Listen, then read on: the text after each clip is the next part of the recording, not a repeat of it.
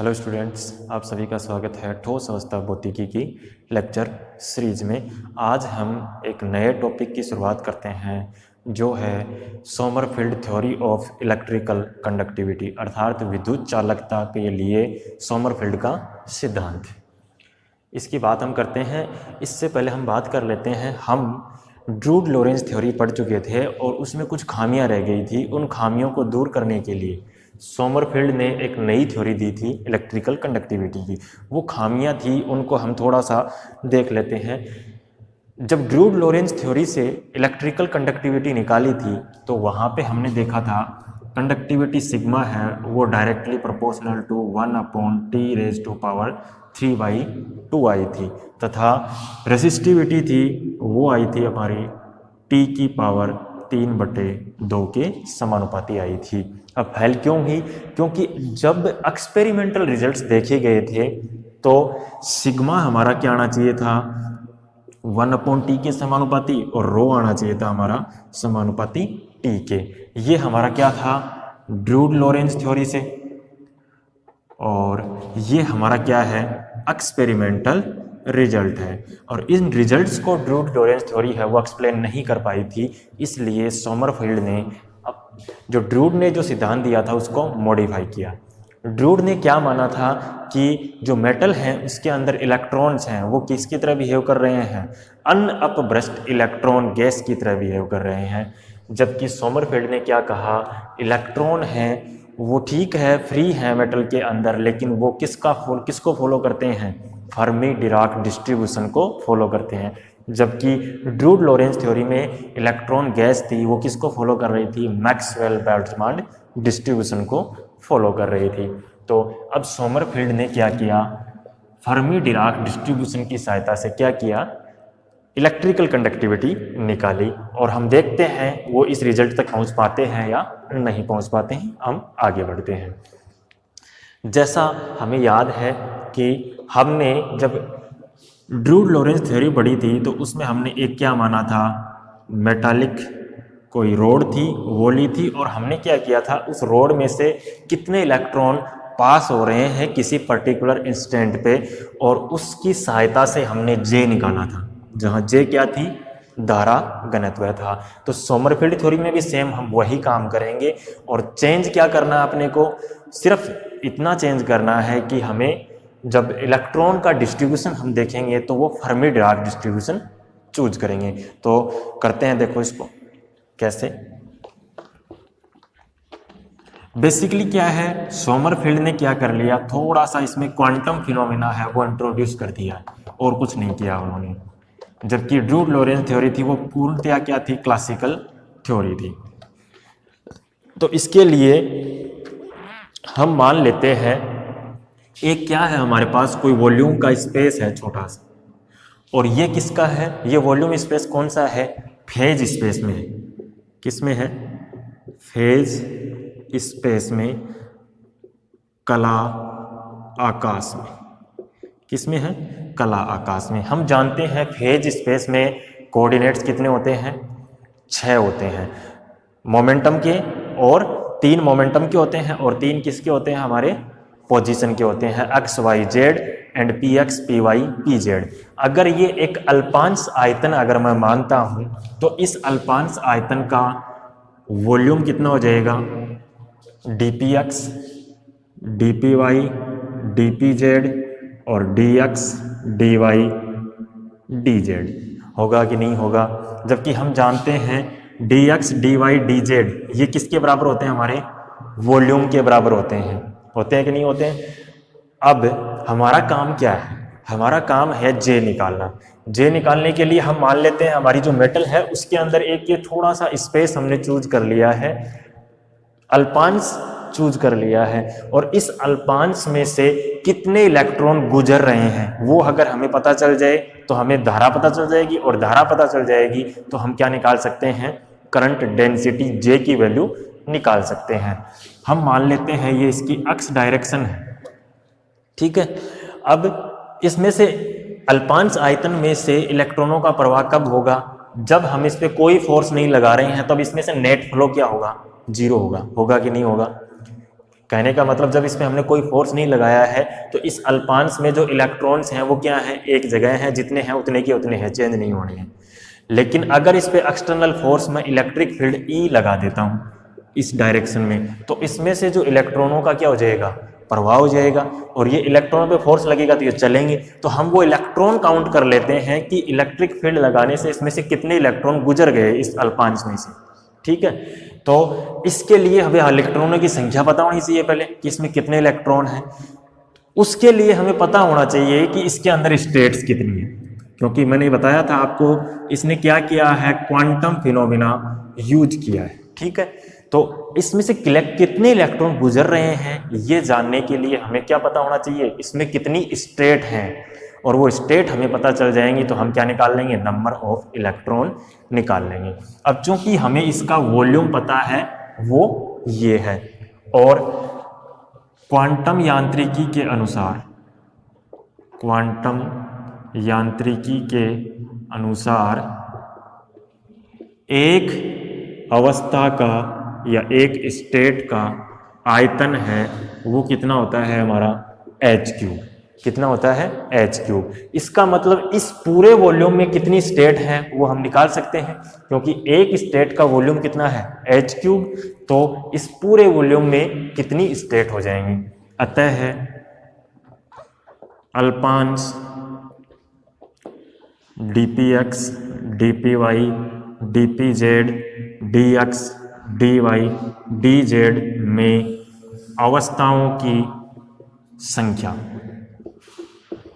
निकाल सकते हैं अपन, क्योंकि एक स्टेट का वॉल्यूम इतना है, टोटल वॉल्यूम इतना है, तो इतने वॉल्यूम में कितनी स्टेट आएंगी, वो आ जाएगी हमारी dpx dpy dpz dx dy dz upon क्या आ जाएगा, h3 आएगा कि नहीं आएगा।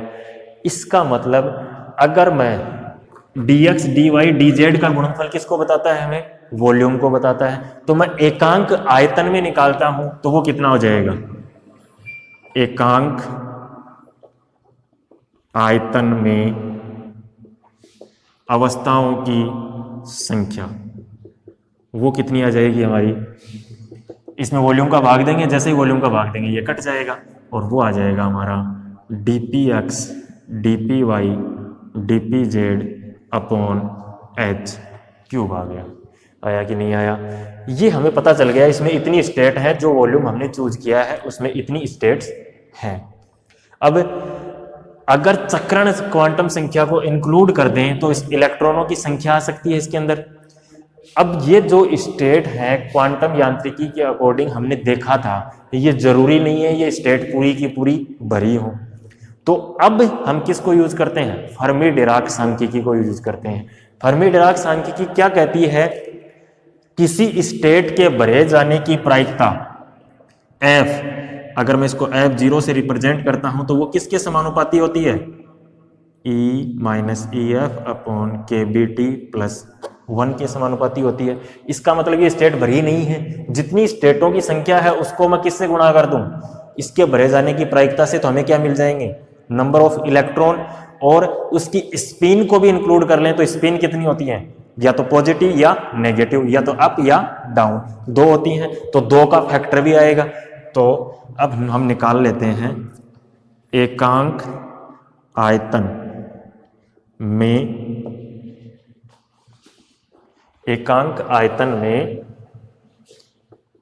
dpx dpy dpz संवेग आकाश में इलेक्ट्रॉन की संख्या किसके साथ, चक्रण सहित लिख देना, यहाँ स्पिन इसमें इंक्लूड कर ली तो वो कितनी आ जाएगी, स्पिन कितनी है हमारी, स्पिन की वजह से फैक्टर आएगा कितना, 2। संख्या कितनी थी स्टेट्स की, वो थी हमारी dpx dpy dpz upon h3, और इनके भरे जाने की प्रायिकता कितनी है, ये है, तो इसको किससे गुणा कर दें, f0 से गुणा कर दें। कोई दिक्कत इसमें यहाँ तक। ये कब है, जब हमने कोई एक्सटर्नल फोर्स नहीं लगा रखा है। अब यदि हम एक्सटर्नल फोर्स लगा दें, यदि अक्ष दिशा में बाह्य बल लगाया जाए, अगर बाह्य बल लगा दिया तो इनके भरे जाने की प्रायिकता है वो चेंज हो जाएगी। स्टेट तो उतनी ही रहनी है, स्टेट चेंज नहीं होनी है। अब क्या हो जाएगा चेंज, उसके भरे जाने की प्रायिकता चेंज हो जाएगी। ये F0 थी तो एक्सटर्नल फोर्स की प्रेजेंस में अगर वो F0 का मान कितना हो गया, F हो जाएगा, तो वो कितना आ जाएगा 2F dpx dpy dpz upon h3। ये किस केस में है, जब हमने फोर्स लगा दिया। तो अब हमें पता चल जाएगा, क्योंकि इलेक्ट्रॉनों की संख्या आ गई हमारे पास, ये है और ये है। ये कब है, जब फोर्स नहीं लगाया। जब फोर्स लगा दिया तो इलेक्ट्रॉन कितने हो गए, ये हो गए। तो हमें पता चल जाएगा कि फोर्स की वजह से इसके अंदर इलेक्ट्रॉनों का कितना चेंज आया है, और वो इलेक्ट्रॉनों का चेंज हमें किसके बारे में बता देगा, धारा के बारे में बता देगा। तो हम निकाल लेते हैं इलेक्ट्रॉनों का प्रवाह कितना हुआ है।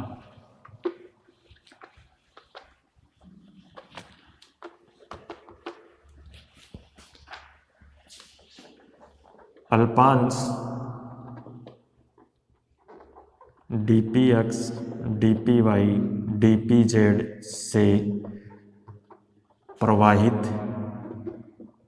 इलेक्ट्रॉन का संख्या घनत्व है, कितना जाएगा हमारा, वो हो जाएगा 2/h³ f minus F naught dpx dpy dpz आ जाएगा। ये इसमें से ये घटा देंगे तो हमें ये संख्या घनत्व मिल जाएगा। ये आ गई हमारी इलेक्ट्रॉनों की संख्या। इसका मतलब इसमें से इतने इलेक्ट्रॉन गुजर गए हैं।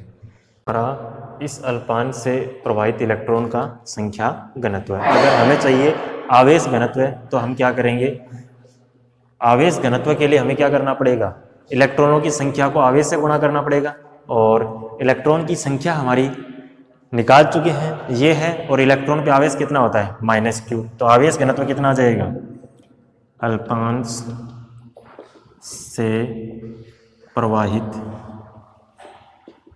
आवेश घनत्व है वो आ जाएगा 2/h³ और आवेश कितना है -q से गुणा कर दें तो f minus F naught dpx dpy dpz आ जाएगा।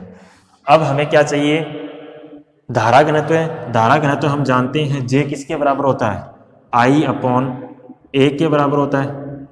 और इसको हम ये भी लिख सकते हैं I किसके बराबर होता है, Q/T के, और एरिया हमारा है, इसको ऊपर नीचे हम वेलोसिटी से गुणा कर लें तो ये देखो टाइम इनटू वेलोसिटी किस चीज़ को बताता है, दूरी को, और दूरी को एरिया से गुणा कर दें तो क्या बन जाएगी, वॉल्यूम बन जाएगा। इज इक्वल टू हम लिख सकते हैं V.Q/V। ये V क्या है, वॉल्यूम है, और ये V क्या है, वेलोसिटी है। ठीक है। अब हमारा जो अल्पांश है उस पर हमने फोर्स किधर लगाया है, एक्स डायरेक्शन में, और है क्या ये अल्पांश है, इसलिए इसके लिए धारा घनत्व है उसको हम किससे रिप्रेजेंट कर सकते हैं, djx से। वो किसके बराबर आ जाएगा, Vx, और Q/V क्या है, Q की जगह क्या हो जाएगा, dQ/V आ जाएगा। ये हमारा djx की वैल्यू हो गई। Is equal to Vx dQ/V का मान क्या है, ये हमारा आवेश घनत्व है इस अल्पांश से प्रवाहित। तो इसका मान रख लेते हैं अपन यहाँ, तो क्या है -2Q/h³ f minus F naught dpx dpy dpz आ गया है। ये हमारा आवेश घनत्व आ गया है, djx आ गया। तो djx is equal to -2Q/h³ Vx f minus F naught dpx dpy dpz आ गया है। अब हमें देखो वैल्यू किसकी चाहिए, f माइनस एफ नोट की, जो किस चीज को बता रहा है, वितरण फलन में परिवर्तन को बता रहा है। किसकी प्रेजेंस में, इलेक्ट्रिक फील्ड की प्रेजेंस में। जो हमने एक समीकरण डिराइव की थी, बोल्ट्जमान ट्रांसपोर्ट इक्वेशन, बोल्ट्जमान अभिगमन समीकरण, उससे निकल जाएगा। और वो समीकरण हमारी क्या थी, जैसे ही उससे मान आएगा हम f माइनस एफ नोट की वैल्यू यहाँ रख देंगे। वो समीकरण हमारी थी v dot gradient of R F plus F vector dot gradient of P F is equal to minus F naught upon T. तो यहाँ से हमारे पास किसकी वैल्यू आएगी, एफ माइनस एफ नोट की। और एफ हम जानते हैं कितना होता है, q into E vector plus v cross b होता है। इलेक्ट्रॉन के लिए निकाल रहे हैं तो आवेश कितना हो जाएगा, नेगेटिव हो जाएगा। अब हम जान रहे, यहाँ पे देखो हमने इलेक्ट्रिक फील्ड लगाया है, मैग्नेटिक फील्ड नहीं लगाया है। इसका मतलब ये टर्म हमारा क्या हो गया, जीरो। और F vector is equal to क्या हो जाएगा, माइनस क्यू ई एक्स हो जाएगा। इलेक्ट्रिक फील्ड एक्स दिशा में लगाया है तो हो जाएगा। अब हमें देखो किसकी वैल्यू और चाहिए, ग्रेडियंट आर एफ की चाहिए। और जो किसको बताता है, ग्रेडियंट ऑफ एफ किस चीज को बता रहा है, पोजीशन के रिस्पेक्ट में। आर का मतलब क्या है, स्थिति। ग्रेडियंट आर एफ का मतलब है इस फलन के अंदर आर के रिस्पेक्ट में चेंज। और ये डेल पी एफ किसको बता रहा है, इस फलन में पी के रिस्पेक्ट में चेंज कितना आ रहा है। तो देखो एफ में स्थिति के सापेक्ष कोई चेंज आ रहा है क्या, एफ क्या है हमारा वितरण फलन, और उस वितरण फलन के अंदर स्थिति के सापेक्ष कोई चेंज नहीं आ रहा है। क्यों, क्योंकि जैसे इसमें भरे जाने की प्रायिकता इलेक्ट्रॉन की यहाँ जो है वो यहाँ भी रहेगी, यहाँ भी रहेगी। इसका मतलब इस पूरे वॉल्यूम के अंदर स्थिति के सापेक्ष जो वितरण फलन है उसमें चेंज नहीं हो रहा है। समय के सापेक्ष हो सकता है, क्यों, क्योंकि हमने एक्सटर्नल फोर्स लगा रखा है, लेकिन स्थिति के सापेक्ष चेंज नहीं होगा। तो नहीं होगा तो ये वैल्यू कितनी हो गई हमारी, जीरो। इसका मतलब ये टर्म जीरो मान रख देते हैं। तो हमारे पास क्या जाएगा, एफ की वैल्यू क्या है, minus Q into E X gradient F P del F upon del P X is equal to minus F note over tau है। ठीक है, तो यहां से मैं इसको ये भी लिख सकता हूं, माइनस से माइनस कट गया, F minus F note is equal to Q E x to del F over del P X आ गया। ठीक है, अब चूंकि जो हमने फोर्स लगाया है वो अल्प है, ज्यादा नहीं है, इसका मतलब एफ लगभग बराबर है किसके, एफ नोट के। तो यहाँ एफ नोट से रिप्लेस कर सकते हैं इसको। तो F minus F note is equal to Q E x to del F note over del P X हो जाएगा। ये मान उठा के अपने को इसमें रख लेना है, तो हमारे पास डी जे एक्स आ जाएगा। तो रखो, देखिए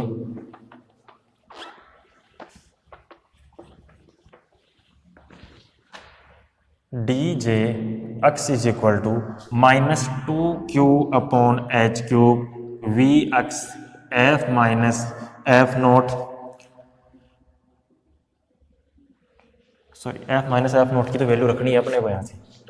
तो एफ माइनस एफ नोट की वैल्यू क्या है, Q into E x to del F note over del X into, देखो minus two Q upon H cube आ गया, वी एक्स आ गया, एफ माइनस एफ नोट की वैल्यू आ गई है। बाकी हमारे पास क्या है, D P X D P Y D P Z आ गया। तो यहाँ से हमारे पास क्या आएगा, is equal to minus two Q into Q कितना हो गया, Q square E x to upon H cube into V X del F naught upon del X D P X D P Y D P Z. अब चूंकि हम जानते हैं P square हमारा किसके बराबर आएगा, P X square plus P Y square plus P Z square.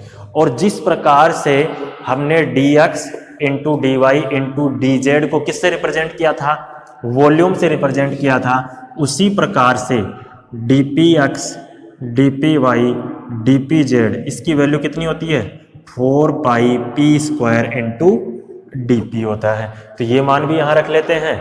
तो हमारे पास क्या जाएगा, D J X is equal to minus two Q square E x to upon H cube V X del F note over del X, sorry ये del P X था अपना, del P x, और इसका मान रख देते हैं dot 4 pi P square D P.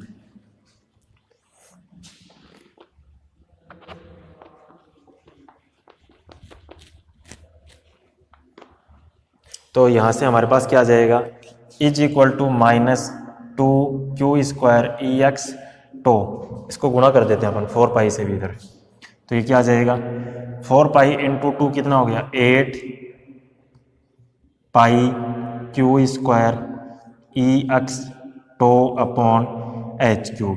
इस समीकरण को मैं ऊपर नीचे m से गुणा कर लूँ तो m तो यहाँ आ गया और m vx कितना बन गया हमारा px del f0 upon del px into px और 4 ऑलरेडी आगे जा चुका है p² dp।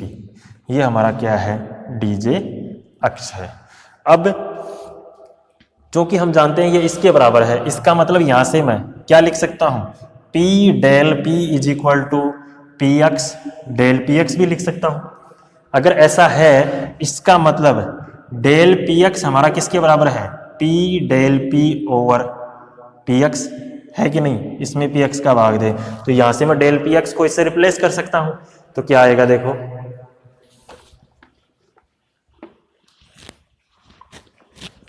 तो यहां से हमारे पास आ जाएगा D J X is equal to minus 8 pi q² EX tau upon m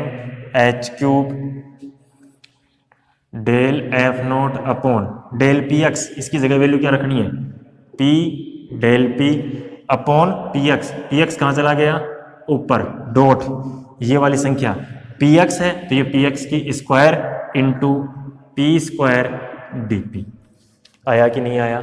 ये हमारा क्या आया है dj अक्ष आया है।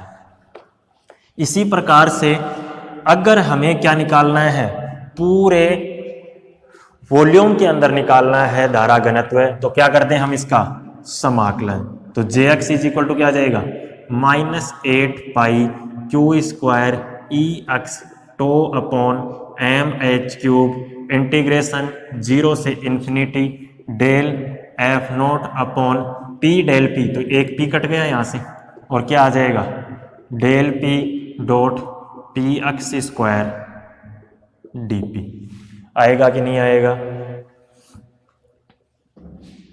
px² हमारा ये है और p dp हो गया, px² p भी तो है ना साथ, इसमें p छोड़ गया यहाँ पे, तो एक p कट गया तो एक p और बचा हुआ है इसमें p dp। अब ये हमारा x डायरेक्शन में आया। अब हमारी जो मेटल है उसमें जरूरी तो है नहीं हमने जो इलेक्ट्रिक फील्ड है वो x डायरेक्शन में ही लगाया है, y डायरेक्शन में भी लग सकता है z डायरेक्शन में भी लग सकता है। तो इसी तरीके से अगर मैं jy लिखूंगा तो उसकी वैल्यू कितनी आएगी माइनस 8 पाई q² e की जगह क्या जाएगा, हमने इलेक्ट्रिक फील्ड तो x डायरेक्शन में ही लगाया है लेकिन जो मोमेंटम है इलेक्ट्रॉन का वो y और z दिशा में भी हो सकता है, तो क्या जाएगा EX tau upon mh³ 0 to infinity del f0 upon del py² dot p dp।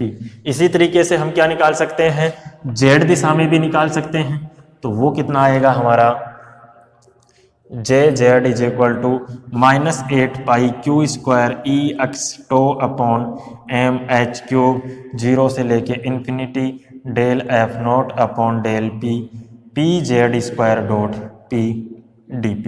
अगर हमें निकालना हो माध्य धारा घनत्व तो j हमारा कितना आ जाएगा 1/3 jx plus jy plus jz, तो कितना आ जाएगा जोड़ दें तीनों को और 3 का भाग देना है, तो j हमारा कितना आ जाएगा, अभी हम अलग अलग कंपोनेंट निकाल रहे थे नेट j वो कितना आ जाएगा 1/3, तो इसका मतलब इसमें से ये तीनों सेम क्वांटिटी हैं तो क्या करते हैं minus 8 pi q² EX tau upon 3mh³ 0 से लेके infinity del f0 upon del px² plus pzy² plus pz² किसके बराबर होता है p² dot p dp।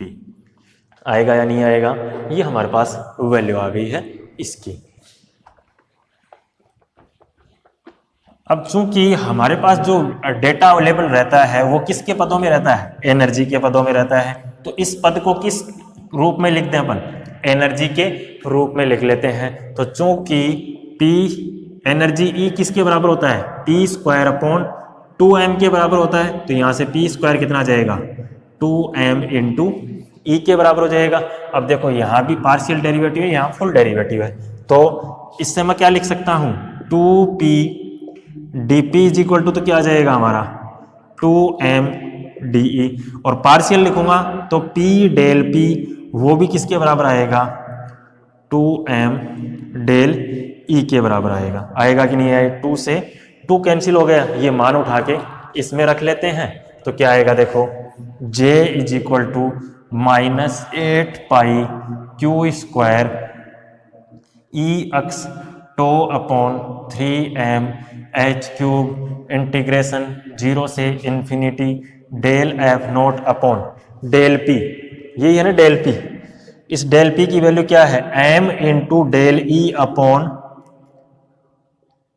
p dot p square, और यहां से देखो p स्क्वायर की वैल्यू भी रख देते हैं, यहां पे p स्क्वायर की वैल्यू कितनी है 2m e है, ठीक है, और p डेल p की वैल्यू कितनी है हमारी m इंटू डी, तो देखो यहां से m से m कैंसिल हो गया, ठीक है, और क्या बच रहा है, अब ये पद हमारा बच जाएगा j is equal to -8 pi Q square e x tau upon 3m h cube 0 से लेके infinity del f naught upon del e, और ये p ऊपर जाएगा, और p की वैल्यू कितनी आएगी यहां से अगर मैं p लिखूंगा तो कितना जाएगा √2me और √2me कितना हो गया 2me की पावर 1/2 डॉट डी। कोई दिक्कत है क्या, ये हमारे पास आ गया है j की वैल्यू। अब हमारे पास क्या है, इसमें एक समाकलन आ रहा है, जो क्या है एक डिफिकल्ट समाकलन है, जिसको सोल्व करना क्या है मुश्किल काम है। तो हम क्या करते हैं, इसको थोड़ा सा सिंप्लीफाई करते हैं और कोई नया तरीका लगाते हैं। देखो ये क्या है del f naught upon del e है, अर्थात हमारा जो वितरण फलन था उसमें एनर्जी के सापेक्ष क्या चेंज हो रहा है। आपको याद हो तो हमने वितरण फलन f का ग्राफ खींचा था, वो किस प्रकार का आया था, इस प्रकार का ग्राफ आया था कि नहीं आया था। ये FE है, ठीक है, और इस डायरेक्शन में एनर्जी थी, ये हमारी EF एनर्जी थी, फर्मी एनर्जी थी। इसका मतलब इस फलन का अवकलन करना है, इसका मतलब ये हुआ इस ग्राफ का अवकलन करना पड़ेगा, करना है कि नहीं करना। जब टेम्परेचर हमारा चेंज हो रहा था तो हम क्या देख रहे थे, ये तो T is equal to 0 kelvin पे तो शार्प आ रहा था T इज इक्वल टू 0 पे, लेकिन जैसे ही हम टेम्परेचर चेंज कर रहे थे ये क्या हो रहा था, इस प्रकार से थोड़ा इसमें चेंज आ रहा था कि नहीं आ रहा था। अब इसका अगर मैं अवकलन करता हूं del f upon del e का मतलब क्या है अवकलन है। अगर मैं अवकलन करूं तो देखो यहां से लेके यहां तक जब हम चल रहे हैं तब क्या है, ये इस ई एक्सिस के पैरेलल है, इसका मतलब स्लोप क्या है इसका 0। इसका मतलब अगर मैं del f upon del e का ग्राफ अगर प्लॉट करता हूं, यहां से इसी का ग्राफ प्लॉट कर रहा हूं मैं, तो इस पॉइंट तक ग्राफ का स्लोप 0, इसका मतलब ये इस लाइन पे चलेगा। जैसे ही ये EF के पास आएगा इसका स्लोप देखो सडनली क्या हो गया, नेगेटिव डायरेक्शन में चला गया। स्लोप देखो नेगेटिव है इसका, सडनली स्लोप क्या हो गया नेगेटिव। इसका मतलब एक साथ वैल्यू यहां से नेगेटिव डायरेक्शन में क्या हो जाएगी, बढ़ जाएगी, और जैसे ही EF को क्रॉस करेगा वापस इसका स्लोप क्या हो जाएगा 0, क्योंकि यहां फलन आगे 0 है। इसका मतलब इसका अगर मैं ग्राफ खींचता हूं तो वो किस तरीके से आएगा, ये EF है, इस EF के पास अचानक से बढ़ेगा और फिर क्या हो जाएगा 0 हो जाएगा। अगर मैं इसी ग्राफ को माइनस साइन लगा दूं तो क्या हो जाएगा, ये रिवर्स ऊपर की तरफ आ जाएगा, और ये ग्राफ हमारा क्या बन जाएगा, कैसा दिखेगा, इस तरीका का ये ग्राफ दिखेगा, और इसके बाद ये फलन क्या है 0 है। और ऐसा ग्राफ आपको ध्यान हो तो किस चीज का होता है, डेल्टा फंक्शन का। डेल्टा फंक्शन का ग्राफ कैसा होता है, सिर्फ एक पॉइंट पे उसकी वैल्यू आती है और बाकी हर जगह वो फलन क्या रहता है 0। इसका मतलब जो del f upon del e है या हम नेगेटिव इसके साथ ले लो साइन, तो minus del F upon del e है, वो किसको बता रहा है, डेल्टा फंक्शन को, जो वैल्यू कहाँ पे दे रहा है, ई एफ पे दे रहा है। तो इसको मैं delta E minus e F लिख सकता हूँ। लिख सकता हूँ कि नहीं लिख सकता हूँ? ये देखो यहाँ से ये 3 ग्राफ इसीलिए बनाए सिर्फ और सिर्फ समझाने के लिए, ये कहीं नहीं मिलेगा आपको बुक में देखने पे, तो मैंने आपको समझा दिया है और ये इसकी वैल्यू आ जाएगी। ठीक है, अब ये काम हमारा क्या कर देगा, आसान कर देगा। इसकी जगह वैल्यू पुट करते ही हमारा काम क्या हो जाएगा, आसान हो जाएगा। तो मैं मान रख देता हूं इसमें, जैसे ही मान रखेंगे हमें समाकलन सोल्व ही नहीं करना पड़ेगा, बिल्कुल इजीली अपने आप आंसर आ जाएगा इसका।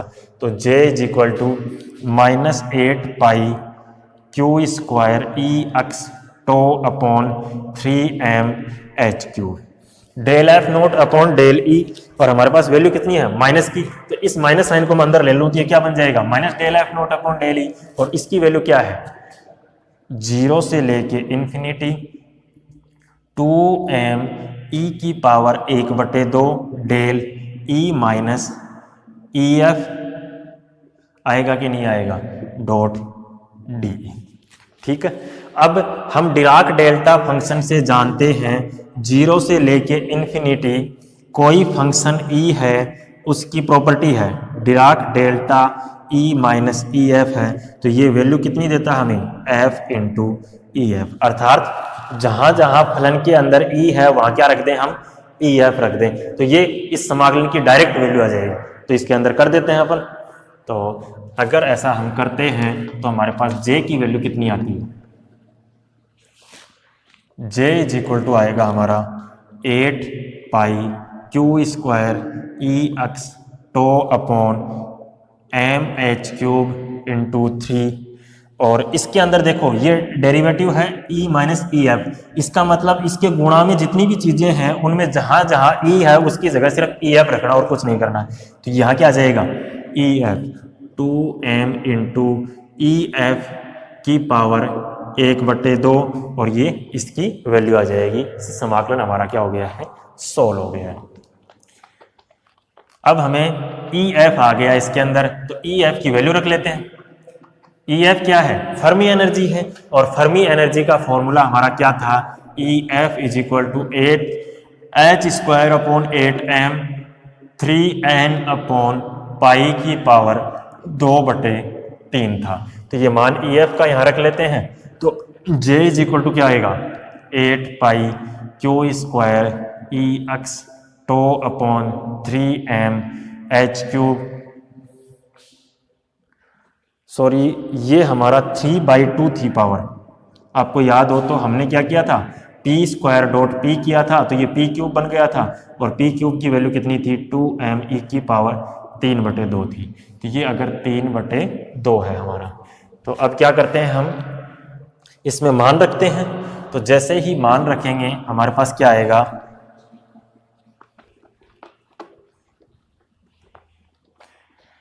j इज इक्वल टू ये हमने रख लिया है dot 2m into h² upon 8m 3n upon pi की पावर 2/3, और इस पूरे की पावर कितनी है, 3/2 है। तो कितना आ जाएगा, j is equal to 8 pi Q square E x to upon M H cube into 3, ये कितना हो गया, 4 आ गया, और तो कितना हो जाएगा, h² अपॉन 4 की पावर 3/2 डॉट इसकी पावर 2/3 है, तो ये क्या बन जाएगा, 3n अपॉन पाई आ जाएगा।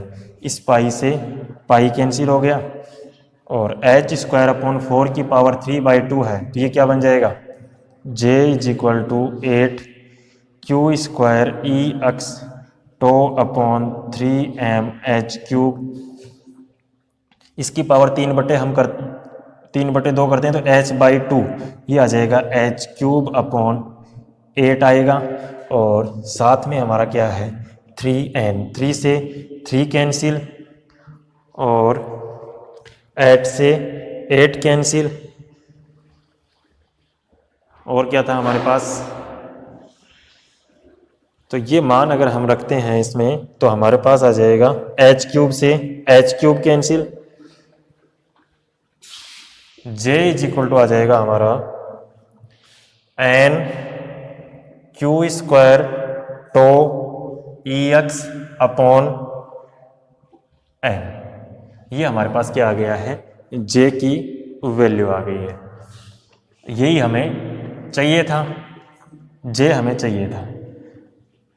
और अब हम जानते हैं j किसके समानुपाती होता है, सिग्मा E के समानुपाती होता है।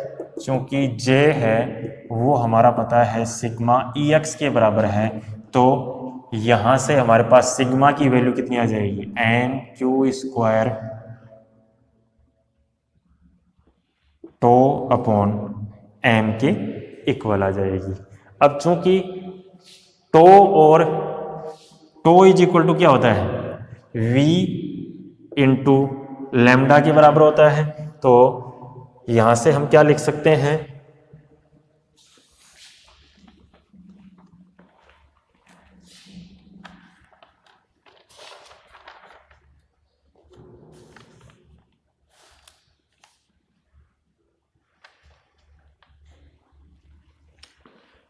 तो हमारा क्या था, माध्य मुक्त पक्ष लैम्डा इज इक्वल टू क्या होता है, टो इंटू VF। तो यहां से VF कितना आ जाएगा, टो इज इक्वल टू आ जाएगा हमारा